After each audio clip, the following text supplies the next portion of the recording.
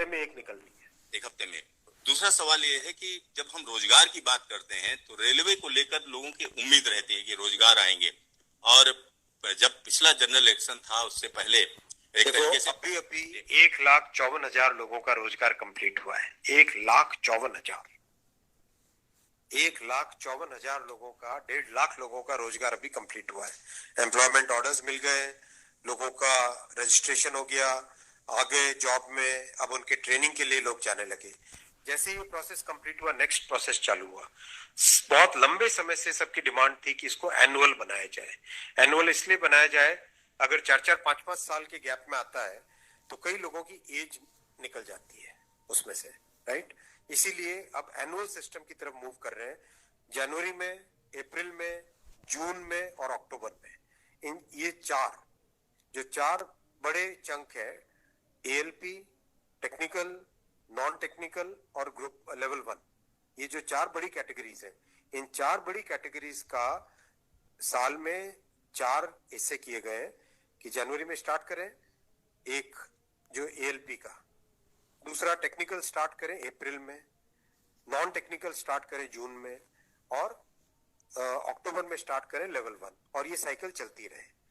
इस प्रोसेस पे सारे के सारे कैंडिडेट्स की डिमांड लंबे टाइम से रही है कि 4-4 साल का जो फेज होता है, 5 साल का फेज होता है, कई लोग एज बार हो जाते हैं उसमें। एक हर साल आपको अपॉर्चुनिटी मिलती रहेगी तो सबको अपॉर्चुनिटी मिलेगी। इस थिंकिंग के साथ आगे बढ़े, और इसी थिंकिंग और इसमें भी जितनी रिक्वायरमेंट थी उससे ज्यादा अभी नोटिफाई किया है। 1 साल के हिसाब से जो रिक्वायरमेंट है, 1 साल के हिसाब से, अगर जैसे लोको पायलट का मैटर है, कितने लोग रिटायर होते हैं उससे ज्यादा लिए हैं, राइट। टेक्नीशियन का है तो टेक्नीशियन का जो अप्रैल के आसपास, अप्रैल से पहले निकल आएगा, क्योंकि हम लोग वो मॉडल कोड ऑफ कंडक्ट को भी अवॉइड करना चाहते थे, वरना नॉर्मल प्रोसेस में अप्रैल में निकलता है टेक्नीशियन का, पर मॉडल कोड ऑफ कोड को अवॉइड करने के लिए पहले निकाला है।